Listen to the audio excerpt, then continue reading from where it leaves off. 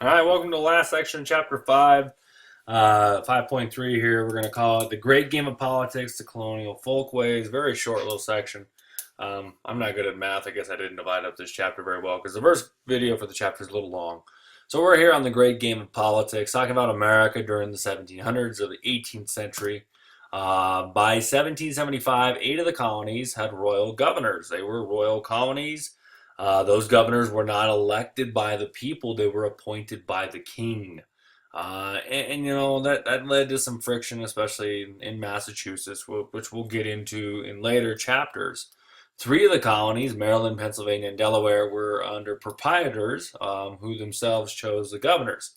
Those were privately owned and operated colonies, Pennsylvania by William Penn and his lineage, Lord Calvert in Maryland, and Delaware was like just a bunch of dudes who broke away, some Swedes.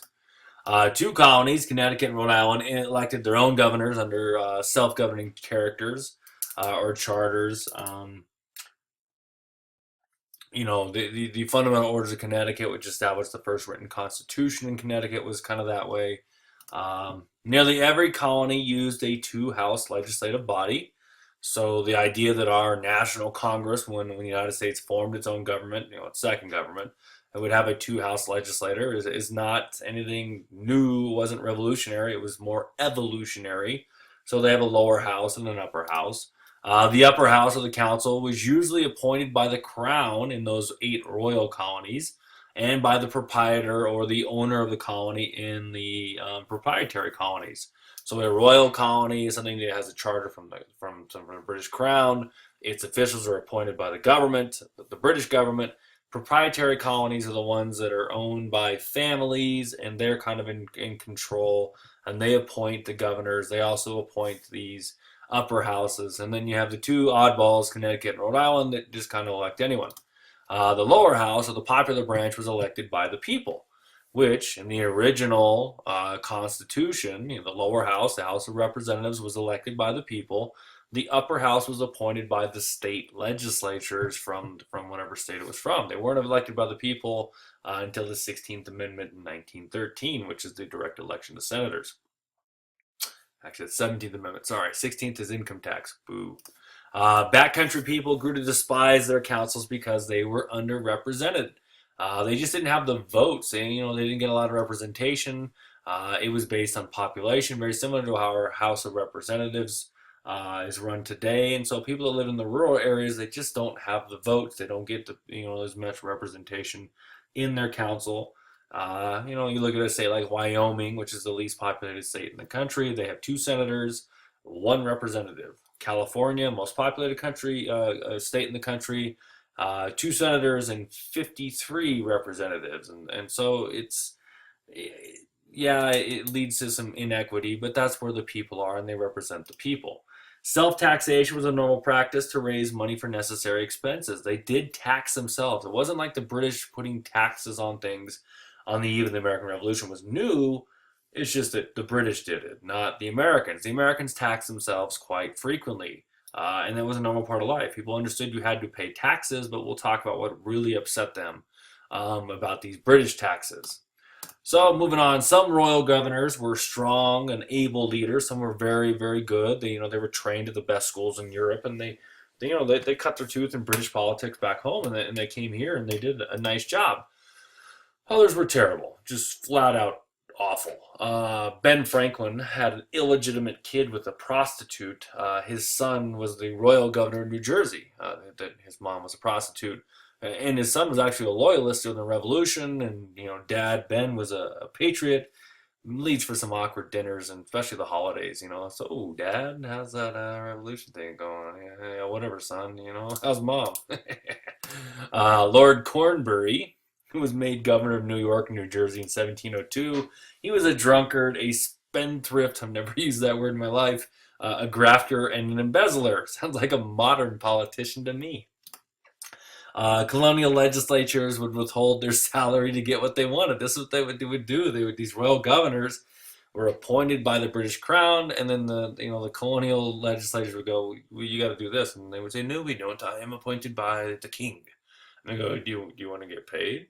Okay, we'll do that." And so they would blackmail them. County governments in the South were the local government, because they're so spread out and rural. In New England, they have town meetings, open discussion, direct democracy, where every citizen voted on issues, whether it was tearing down an old barn and building a new one, or raising an army to fight Native Americans. The middle colonies, being in the middle, mixed the two. That's kind of what happens when you're in the middle. Voting required church membership or property ownership. That church membership was eased a lot, but property owning was kind of a big thing all the way to the 1800s. White men had to own property to be voters for a long time, which meant about half of the male population could vote, although many chose not to. Voting participation wasn't as high, kind of like today, as it should have been. But half the population represented a bigger proportion of the population than anywhere else in the world at the time. So here's a hunting party in New Jersey, and then apparently they're killing a poor deer, and that lady's trying to console the deer that it's gonna be okay. You'll be fine. Don't worry about these dogs. And the guy blowing the bugle, none of these guys have guns though, so don't be afraid. Colonial folkways. Work was difficult. Work was tiresome. Man, I mean, we have a lot of inventions in America to make life easier, and it was really because Americans are sometimes a little lazy. Like, this is hard. I wish I had something easier. I should invent something. Food was plentiful, though. We ate well. Americans had a much better diet than those back in Europe, especially of the same classes. Maybe that's why we're so obese today, but we're not number one. Mexico passed us. Yeah, we're number two in obesity now.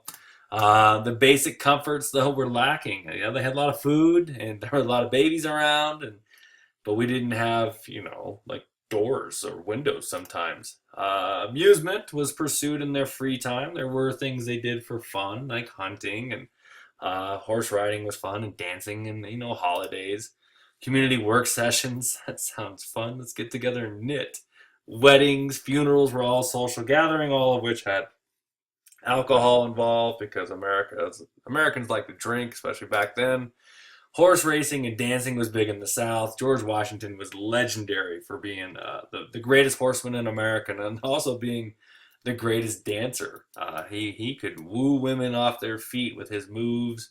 But he was always faithful to Martha, but he loved to dance with the ladies. If they had Dancing with the Stars back then, George Washington, man, he would have taken down Von Miller and all those other people on it. He could boogie.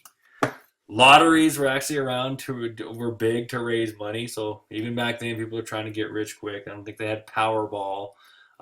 They probably had Power Coal or something. Whose ever lump of coal falls out with a number on it, you win.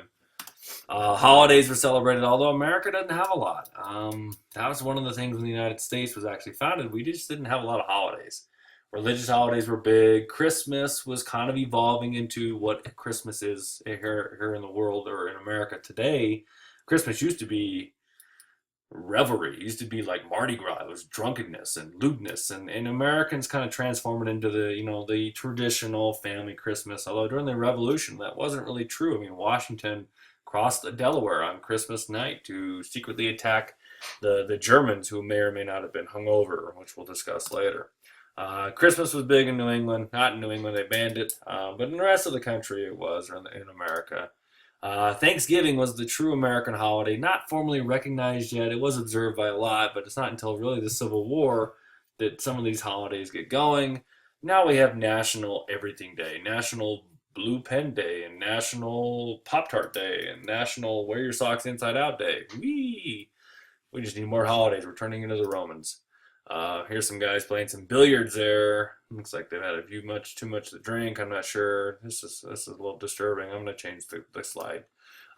Little chronology for the chapter. It wraps it up. We're going to be moving on into chapter 6, kind of setting the stage more for the American Revolution. Basically, the French and Indian Wars coming up is what we're kind of heading towards. If you have any questions, put them in the comments. If you have any comments, put them in the comments. Or if you just want to say hi, put it in the comments. I don't know. Thanks.